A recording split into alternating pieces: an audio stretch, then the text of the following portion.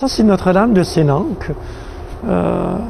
Donc, Sénanque qui est notre maison d'où est parti notre fondateur pour venir fonder Rougemont, sous l'invitation de la maison mère, les Rals. Et sur l'une des façades de l'ancien monastère, nous avions cette statue.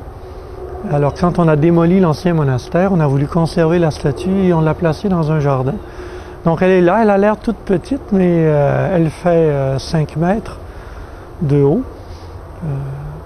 Toute simple, toute discrète, toute effacée, comme on aime Marie chez les cisterciens, toute recueillie, à l'écoute du Verbe de Dieu.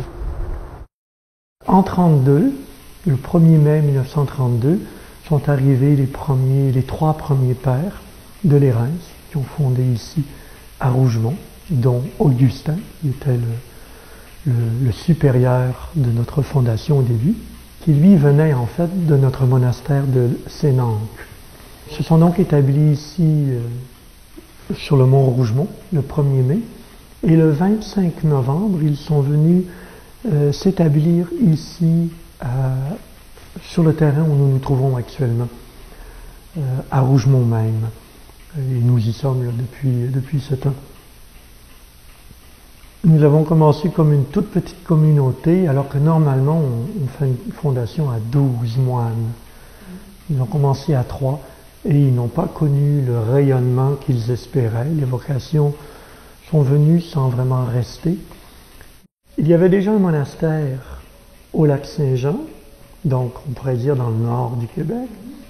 Il y avait déjà un monastère près de Montréal, à Oka, qui était très connu, très important. Il y avait déjà un monastère aussi important et très connu près de Sherbrooke, Magog, Saint-Benoît-du-Lac. Et donc, il ne nous restait plus que le petit diocèse de Saint-Hyacinthe où on pouvait peut-être s'établir. Il fallait trouver aussi une terre où on pouvait habiter, qui pouvait nous accueillir, trouver une économie dont on pourrait vivre, des moyens de transport qui sont faciles et permettent le développement. Et Rougemont était la capitale de la pomme, donc il y avait déjà toute une industrie qui existait. Le train passait aux portes du monastère. Des amis de notre communauté de France connaissaient des terrains qui étaient disponibles dans les environs. Et c'est pourquoi on a acheté à Rougemont. Une grandeur, mais aussi un problème, puisque en se fondant dans une économie locale, nous sommes disparus. Et vraiment, si l'on cherchait la vie cachée, on l'a trouvée. Mais donc, on est resté toujours tout petit, tout caché. Pour vivre un peu de la spiritualité de notre maison, notre monastère s'appelle Notre-Dame de Nazareth.